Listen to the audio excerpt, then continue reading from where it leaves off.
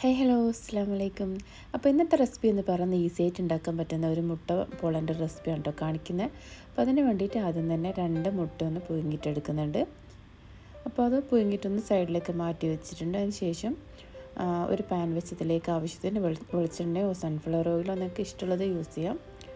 അതിന് ശേഷം ഒരു 3 പീസ് മീഡിയം സൈസുള്ള സവാള അതിലേക്കൊന്ന് കട്ട് ചെയ്ത് ഇട്ട് കൊടുക്കുന്നുണ്ട്. അപ്പം പെട്ടെന്ന് വാടാൻ വേണ്ടിയിട്ട് കുറച്ച് ഉപ്പും കൂടെ ചേർത്ത് കഴിഞ്ഞാൽ പെട്ടെന്ന് വാടിക്കിട്ടും. അതുപോലെ അടച്ച് വെച്ച് കഴിഞ്ഞാലും ഉള്ളി പെട്ടെന്ന് വാടിക്കിട്ടും. അപ്പോൾ ഉപ്പ് ചേർത്തതിന് ശേഷം അടച്ച് വെച്ചിട്ട് നല്ലോണം ഒന്ന് വാട്ടിയെടുക്കുക. അടക്കം ഒന്ന് ഇളക്കിയിട്ടൊന്ന് നോക്കിയാൽ മതി. അതിന് ശേഷം നല്ലോണം വാടിയിട്ട് വരും. മൂടി വെച്ച് കഴിഞ്ഞാൽ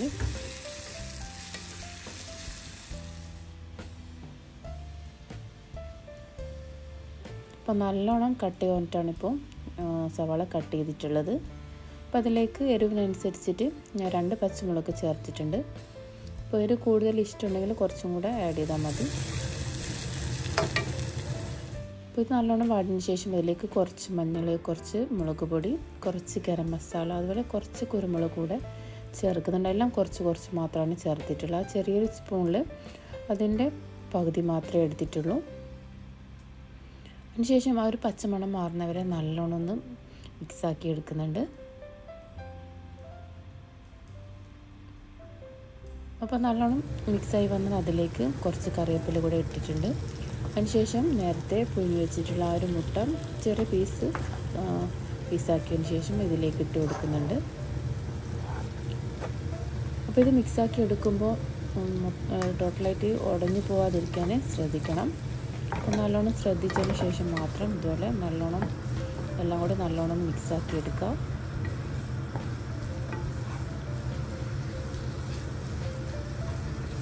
അപ്പോൾ ഈ ഒരു ടൈമിൽ ഉപ്പ് നോക്കിയതിന് ശേഷം ഉപ്പ് ചേർക്കാവുന്നതാണ്.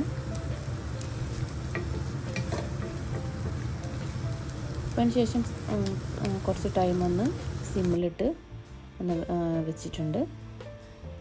അപ്പോഴേക്കും ഇതിൻ്റെ ബാറ്റർ ഒന്ന് റെഡിയാക്കും. ഞാൻ ഇവിടെ 1 കപ്പ് മൈദയാണ് എടുത്തിട്ടുള്ളത്. അതിലേക്ക് 1 മുട്ട എടുത്തിട്ടുണ്ട്.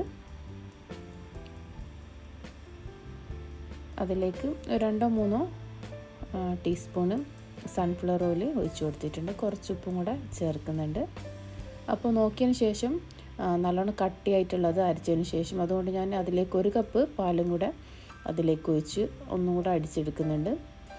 അപ്പോഴാണ് ഇതിലേക്ക് ഇഞ്ചി വെളുത്തുള്ളിൻ്റെ പേസ്റ്റ് ചേർക്കാൻ മറന്നുപോയിട്ടുണ്ട്.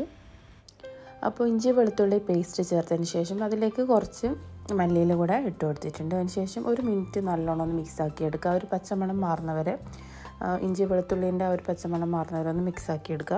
അതിനുശേഷം ഫ്ലെയിം ഒന്ന് ഓഫ് ചെയ്യാം. അപ്പോൾ നേരത്തെ 1/2 കപ്പ് ഒഴിച്ചപ്പോഴത്തേക്കും നല്ലോണം കട്ടിയായിട്ടാണുള്ളത്. അപ്പോൾ ഞാൻ അതിലേക്ക് 1 കപ്പ് പാലും കൂടെ ഒഴിച്ചതിന് ശേഷം ഒന്ന് നല്ലോണം അരച്ചെടുത്തിട്ടുണ്ട്. അപ്പോഴേക്കും ഈ ഒരു ലൂസിൽ ഈ ഒരു ബാറ്റർ കിട്ടിയിട്ടുണ്ട്. ദോശമാവിനേക്കാളും ഒന്നുകൂടെ ലൂസായിട്ടുള്ള ഒരു ബാറ്ററായത്. അപ്പോൾ അത് അരച്ചെടുത്തിട്ടുണ്ട്. അപ്പോഴേക്കും ഈ ഒരു എഗ്ഗിൻ്റെ മസാല ഇതിലേക്ക് പ്ലേറ്റിലേക്ക് മാറ്റുന്നുണ്ട്. അതിനുശേഷം ഈ ഒരു പാനിൽ തന്നെയാണ് ഉണ്ടാക്കിയെടുക്കുന്നത്. കുറച്ച് നെയ്യ് ചേർത്ത് കൊടുക്കാം. അപ്പോൾ ഒന്ന് ചുറ്റിച്ചതിന് ശേഷം നേരത്തെയുള്ള ആ ഒരു ബാറ്ററിൻ്റെ ഹാഫാണ് ഇപ്പോൾ ഒഴിച്ചു കൊടുക്കുന്നത്.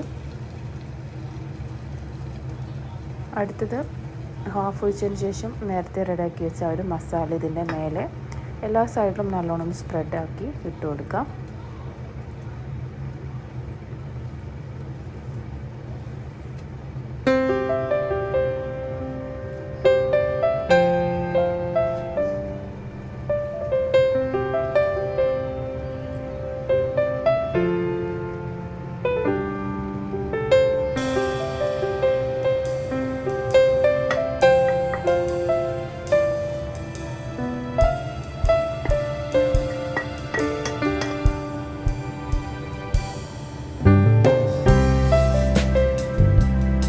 മസാല ഒക്കെ ഇട്ടതിന് ശേഷം ബാക്കിയുള്ള ആ ഒരു ബാറ്ററും കൂടി ഇതിൻ്റെ മേലെയായിട്ട് ഒഴിച്ച് കൊടുക്കണം. വീഡിയോയിൽ കാണുന്നത് പോലെ കറക്റ്റ് മനസ്സിലാവും എത്ര ലൂസായിട്ടാണ് വേണ്ടതെന്ന്. അപ്പോൾ ആ രീതിക്ക് മാത്രം ലൂസാക്കി എടുത്താൽ മതി. ടോട്ടലായിട്ട് ഞാനിപ്പോൾ 1.5 കപ്പിലാണ് പാലെടുത്തിട്ടുള്ളത്.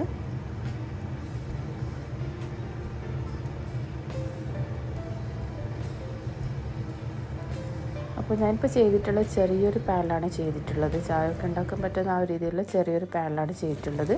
അതിനുശേഷം അടച്ച് വെച്ച് ഒരു 5 മിനിറ്റ് കഴിയുമ്പോൾ സൈഡിലൊക്കെ ഇതുള്ളൊന്ന് ഒരു സ്പൂണോ അല്ലെങ്കിൽ കത്തിയോ വെച്ച് ജസ്റ്റ് ഇതൊന്ന് ചെയ്ത് കൊടുക്കാം. ഒരു 10 മിനിറ്റ് കഴിയുമ്പോഴത്തേക്കും ഇതൊന്ന് തിരിച്ചിട്ട് കൊടുക്കണം. അടിയിലൊന്നും പിടിച്ചിട്ടില്ല, കറക്റ്റ് നല്ലോണം വിട്ട് വന്നിട്ടുണ്ട്.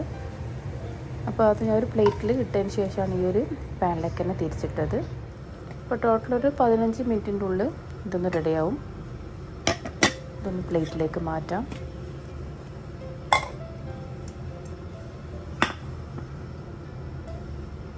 അപ്പോൾ കാണുമ്പോൾ തന്നെ മനസ്സിലാവും നല്ല സോഫ്റ്റ് ആയിട്ടാണ് ഉള്ളത്. അതുപോലെ തന്നെ നല്ല ടേസ്റ്റും ഉണ്ട് ഞങ്ങൾ കഴിച്ചപ്പോൾ. അപ്പോൾ ഇത് പെട്ടെന്ന് ഉണ്ടാക്കാൻ പറ്റുന്ന നല്ല ടേസ്റ്റി ആയിട്ടുള്ള ഒരു റെസിപ്പിയാണ്. അതുപോലെ തന്നെ കഴിച്ച് നോക്കിയപ്പോൾ നല്ല ടേസ്റ്റും ഉണ്ട്. ഈ ഒരു മുട്ടേൻ്റെ പകരം നിങ്ങൾക്ക് ആ ഒരു ഫില്ലിങ്ങിൽ ചിക്കനും എടുക്കാം. ഇത് കുട്ടികൾക്ക് സ്കൂളിൽ കൊണ്ടുപോകാനും അതുപോലെ വീട്ടിൽ ഗസ്റ്റൊക്കെ വരുമ്പോഴും അതുപോലെ രാവിലെ ബ്രേക്ക്ഫാസ്റ്റായിട്ടും വൈകുന്നേരം ചായൻ്റെ കൂടെയും ഇപ്പോൾ നോമ്പൊക്കെ വരുന്ന ആ ഒരു ടൈമിലൊക്കെ ഉണ്ടാക്കാൻ പറ്റുന്ന നല്ല ഹെൽത്തി ആയിട്ടുള്ള ഒരു റെസിപ്പിയാണ്. അധികം എണ്ണയൊന്നും യൂസ് ചെയ്യുന്നില്ല. അപ്പോൾ എല്ലാവരും ഒന്ന് ട്രൈ ചെയ്ത് നോക്കുക. എൻ്റെ വീഡിയോ ആദ്യമായിട്ട് കാണുന്നവരാണെങ്കിൽ എന്തായാലും ഒന്ന് സബ്സ്ക്രൈബ് ചെയ്ത് സപ്പോർട്ട് ചെയ്യാം. സൈഡിൽ ഓൾ എന്ന ഓപ്ഷനും കൂടെ കൊടുക്കുക. അപ്പോൾ ഇൻഷാ അല്ലാഹ് നല്ലൊരു വീഡിയോ ആയിട്ട് കാണാം. Thanks for watching.